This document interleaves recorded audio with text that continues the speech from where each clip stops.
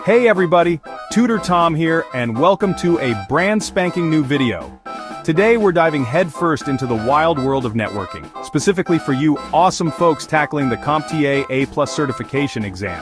Networking can feel like trying to untangle Christmas lights after your cats use them as a scratching post, messy and way more complicated than it needs to be. But fear not, my friends, because in this series, we're going to break down all the essential concepts into bite-sized, easy-to-digest pieces. So, buckle up, grab your favorite energy drink, and let's conquer this exam together, one packet at a time. Alright folks, let's kick things off with the backbone of any network cables. Think of them like the veins and arteries of your network, carrying crucial data back and forth. First up, we've got the ever-popular twisted pair cable, your trusty sidekick in the networking world. You've probably seen these guys around.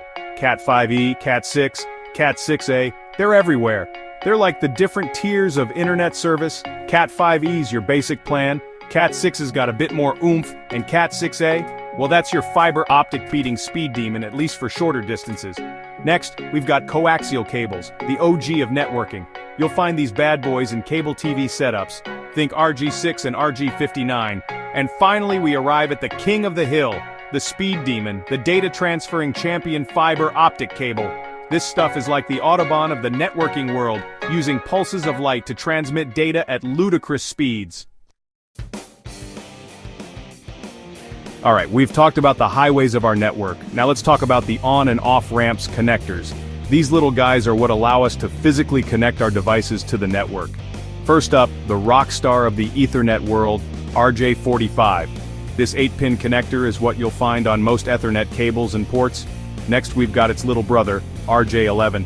This guy's got fewer pins, usually 6, and is typically used for telephone lines. For our high-speed fiber optic cables, we've got a few different connectors to choose from. LC connectors are small and compact, kind of like the mini USB of the fiber world. SC connectors are a bit larger and more square-shaped, while SD connectors have a distinctive bayonet-style twist-lock mechanism. And let's not forget our coaxial cables. BNC connectors are commonly used for video applications, with their twist and lock design providing a secure connection. Alright folks, we've got our cables and connectors sorted. Now let's talk about the real brains of the operation network devices. These are the gadgets that direct traffic, boost signals, and keep your data flowing smoothly. First up, we've got hubs. Now hubs are like the old-school party lines of networking. They broadcast any data they receive to all connected devices. It's simple, but not very efficient. Next, we've got switches. These guys are like the savvy traffic cops of your network. They learn the addresses of connected devices and only forward data to the intended recipient. Now let's talk routers. These bad boys are like the post office of your network, directing data packets between different networks. They're what allow you to connect to the internet and share your connection with multiple devices. And speaking of connecting to the internet, let's not forget modems. These guys are like the translators between your network and your internet service provider, ISP, converting signals back and forth. We've also got access points, which are like the Wi-Fi hotspots that allow your devices to connect wirelessly. And let's not forget about firewalls. These guys are like the security guards of your network, protecting your devices from unauthorized access and malicious attacks. Finally, we've got patch panels, which are like the switchboards of your network, providing a central location to connect and organize all your cables. Alright folks, let's talk about addresses. Not your home address, but the addresses of your devices on a network, IP addresses. These unique identifiers are how devices find and communicate with each other. First up, we've got IPv4, the old reliable of IP addressing. It's like your trusty landline phone number, a series of numbers separated by dots. That's where IPv6 comes in. This new and improved addressing system is like upgrading to a smartphone. Way more addresses than we could ever need. It uses a combination of letters and numbers, and it's the future of IP addressing. Now we've also got private and public IP addresses. Think of private IPs like your internal office phone extensions. They only work within your local network. Public IPs, on the other hand, are like your company's main phone number. They're how the outside world connects to your network. And let's not forget about static and dynamic IP addressing. Static IPs are like assigned parking spots. They never change.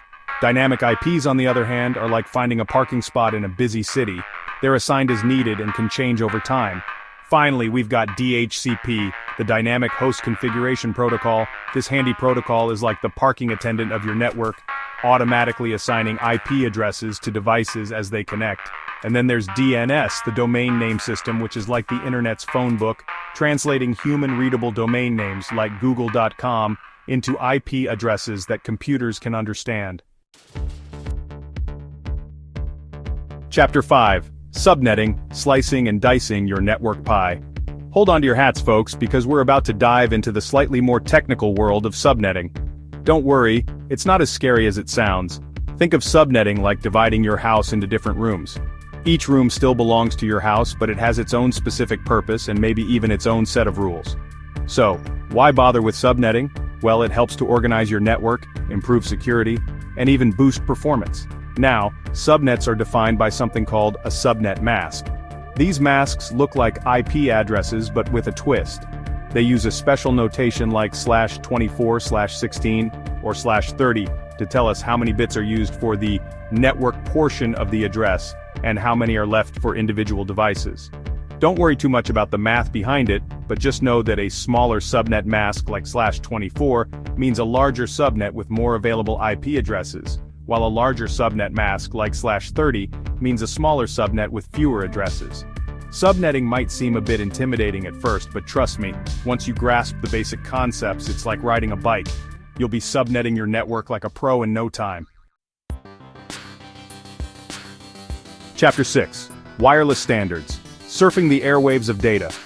Alright folks, let's cut the cord and talk about wireless networking. We've all used Wi-Fi, but have you ever stopped to think about how it actually works?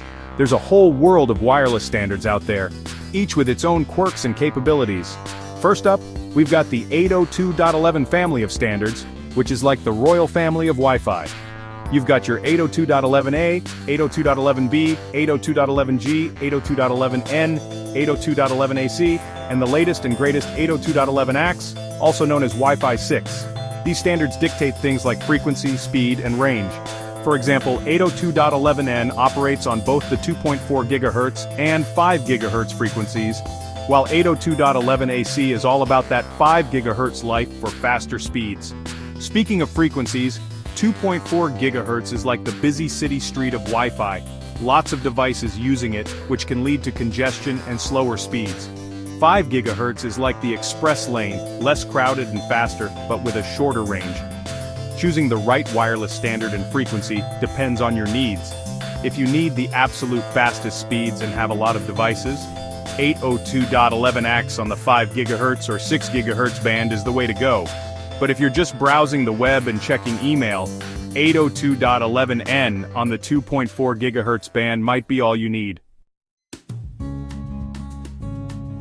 Chapter 7. Encryption Types, Shielding Your Data from Prying Eyes. Alright folks, let's talk about security. When you're connected to a Wi-Fi network, especially a public one, it's like shouting your private information in a crowded room. Anyone can listen in if they know how. That's where encryption comes in.